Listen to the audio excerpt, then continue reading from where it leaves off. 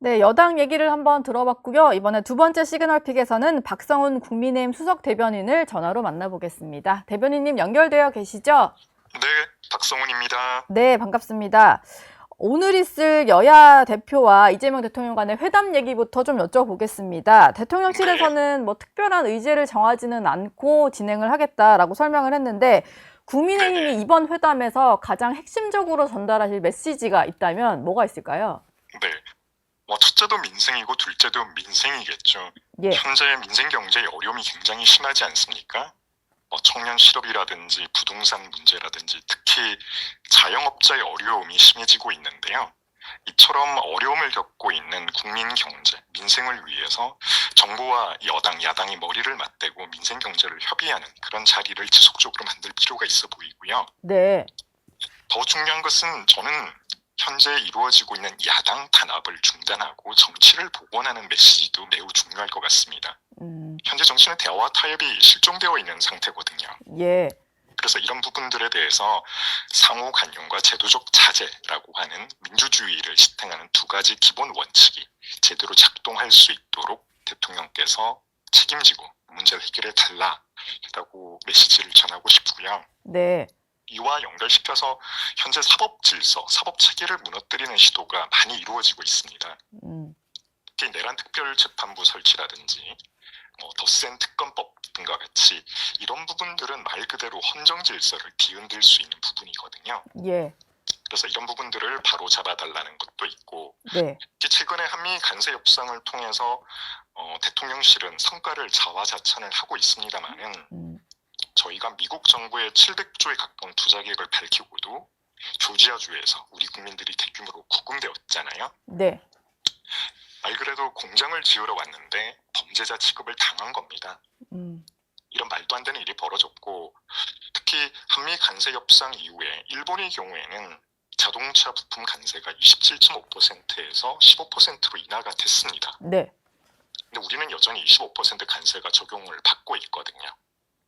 이런 부분들을 보더라도 사실 잘 이해가 되지 않는 부분들이 있죠. 그래서 국민의힘은 이번 회담을 통해서 민생정당으로서 국민 눈높이에 맞는 해법을 제시하고요. 예. 또 협치의 물꼬를 트기 위해서 최선을 다하겠습니다. 물론 민주당의 입법 폭주, 네. 입법 독재에 대한 우려도 함께 전달하도록 하겠습니다. 뭐 내란 특별재판부 관련된 얘기도 해주셨고 또 어제 당정이 확정한 조직 개편안 이것도 입법 사안이다 보니까 전반적으로 이 얘기도 좀 하실 것 같다는 생각이 드네요. 맞습니다. 네. 예. 장동혁 대표가 회담 직전까지 원내 의견을 좀 수렴하겠다라고 하셨는데 혹시 특별히 좀 의견이 모아진 아니면 의원들과 상의하신 내용이 좀 있을까요? 네, 의원 여러분들과 같이 소통을 하고 계시고요. 지금 조금 시간 이후에 네. 저희가 또 최고위원 회의가 있습니다. 네, 그렇죠. 그래서 사전에 최고위원들을 만나서 또 이재명 대통령과 영수회담 시에 어떤 이야기를 꺼내는 게 좋을지 네. 저는 현재 수렴하고 있는 상황입니다.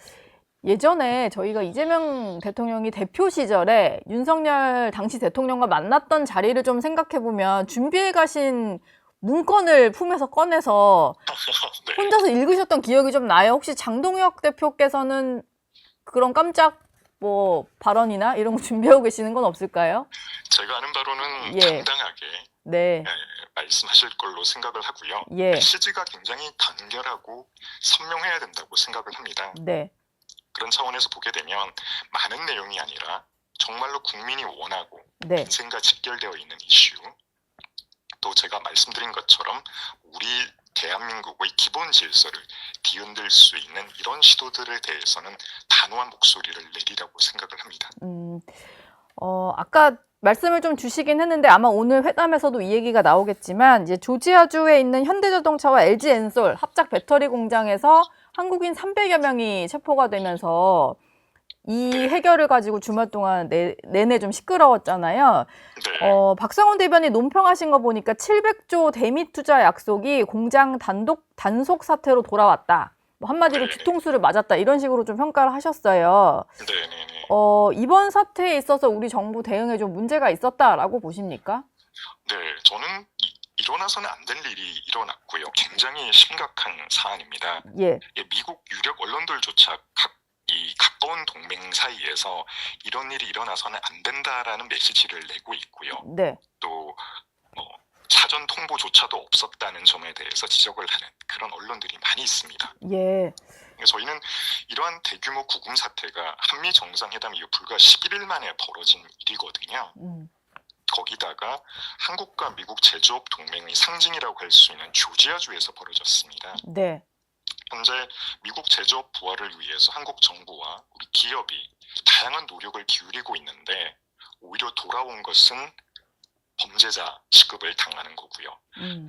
미국 역사상 단일 사업장으로는 최대 규모의 단속이라고 합니다. 네. 마치 중범죄자인 것처럼 손과 다리를 쇠사슬이나 케이블 타이로 묶어서 결박하고 호송하는 장면이 공개가 됐고요. 네. 많은 국민 여러분들께서 분노를 하셨을 거라고 생각을 합니다. 특히나 이들이 끌려간 곳은 곰팡이와 벌레가 들끓는 열악한 시설로 악명 높은 곳이잖아요. 예. 그래서 제가 볼 때 과연 대한민국의 정부가 우리 국민 보호를 위해서 어떤 실효성 있는 조치를 했는지 이 부분에 대해서 의문을 갖지 않을 수 없고요. 네. 특히나 대규모 투자 계획을 밝혔음에도 불구하고 대한민국 우리 자국민의 안전을 챙기지 못했다는 거 명백하게 이재명 정부의 외교 참사라고 생각을 합니다. 이게 예. 실용 외교의 현실이라고 저희는 생각을 하고요. 뭐 그래서 네. 네. 뭐 다행히 교섭은 좀 잘 마무리가 됐다라고 해서 곧 들어올 것 같긴 합니다만 이참에 좀 어떤 것들을 우리가 외교 대응 공백이다 이렇게 지적을 하시잖아요. 국민의힘에서는. 그렇습니다. 네. 어떤 조치가 좀 필수적이라고 보시나요? 저희는 지금 사태의 전모를 명확히 확실하게 좀 파악할 필요가 있을 것 같아요. 예. 이게 사실상 추방 형태로 진행이 된 건지 네. 이 부분도 명확하진 않거든요. 명확하게 좀 정리를 해야 되고. 밝힐 필요가 있고 네. 이게 추방이라고 그러면 저희가 다시 미국을 입국하는데 네. 많은 어려움을 겪게 됩니다. 이런 부분들에 대한 정리가 반드시 필요하다고 생각을 하고요. 예. 이 시스템으로 접근을 하게 되면 저희가 미국에 일을 하러 가기 위해서 받아야 되는 그 비자들 이런 비자들이 사실상 미국을 위해서 미국 제조업 부활을 위해서 일자리를 위해서 우리나라 국민들이 나가게 되는데 네. 이런 부분들에 대해서 관행적으로 이루어진 부분들이 다시 우리 자국민에 대한 체포나 억류로 돌아왔다는 것은 제도적인 개선이 반드시 필요해 보이는 부분이라고 생각을 합니다. 예. 앞으로 우리 정부에서는 우리 기업과 교민이 부당한 피해를 입지 않도록 꼼꼼하게 챙길 필요가 있고요. 네. 특히 에스타나 B1 비자 같이 취업 활동과 금지되는 이런 형태로 이루어지는 지금 한국 전문직의 미국 진출에 대해서 새로운 해결책을 만들어내지 못한다라고 하면 네. 제2의 제3의 LG 엔솔 이 사태가 다시 발생할 수 있다라고 저희는 생각을 합니다. 이 부분을 일단은 뭐 해결을 하기 위해서 외교부 장관도 미국으로 가고 있다니까 한번 지켜보도록 하겠습니다. 최근에 정치권에서는 조국 혁신당의 성비위 사건 그리고 그 이후에 불거진 2차 가해와 뭐 제대로 되지 않은 조치에 대한 논란이 좀 있었는데요. 어제 좀 뒤늦게 혁신당의 지도부가 총사퇴를 했습니다. 근데 황현선 전 사무총장 같은 경우는 고통을 버티는 조 원장에게 겨눈 화살을 제게 돌려달라. 그러니까 조국 원장을 뭐라 하지 말고 그 화살을 나에게 돌려라 이런 식으로 얘기를 좀 했어요. 네네. 이 말은 좀 어떻게 해석을 해야 될까요? 저는 이건 진짜 전형적인 꼬리 자르기라고 보여지고요. 예. 모든 국민 여러분께서 아시겠지만 조국 혁신당은 실질적 대표가 조국이잖아요. 그렇죠. 이걸 모르는 분이 없는 상황입니다. 뭐 당명에도 그런 이름이 상황이죠. 들어가고. 그렇죠. 예. 네. 저희가 원하는 것은 책임 있는 사과와 반성 그리고 재발 방지책인데 이 조국 전 대표가 이런 말을 해요. 당시 내 옥중에 있었다 나는 예. 그리고 비당원이었다. 이런 식으로 이제 언급을 하면서 책임을 회피를 합니다. 네. 결국 내 책임은 없다는 말이거든요. 근데 그런 상황이라고 하더라도 충분히 책임 있는 조치를 취할 수도 있었습니다.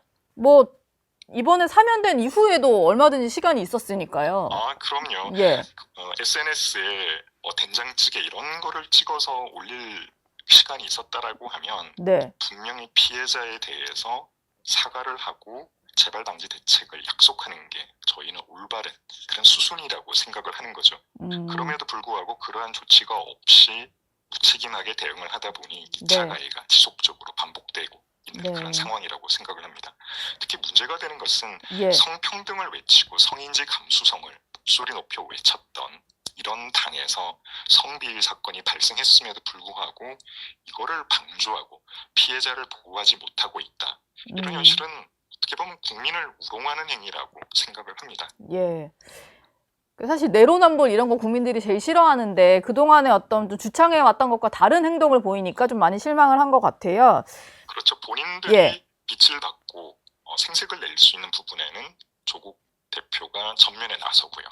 지금처럼 문제가 되고 국민들로부터 비난을 받는 이슈에는 꼬리 자르기, 나는 모르겠다. 네. 그때 뭐 비당원이었다, 옥중에 있었다. 이런 식으로 책임을 무마하는 것은 책임 있는 정당인의 정치 자세라고 생각하진 않고요. 예. 결국 정치는 책임을 지는 자리라고 생각을 합니다. 이런 부분에 있어서 국민적인 상식과 많이 벗어나 있다고 생각을 합니다. 예. 알겠습니다. 지금까지 박성훈 국민의힘 수석대변인과 얘기 나눴습니다. 오늘 말씀 고맙습니다. 감사합니다. 저희 영상 많이 시청해 주시고요. 좋아요, 구독, 댓글, 알림 설정 꼭 부탁드리겠습니다.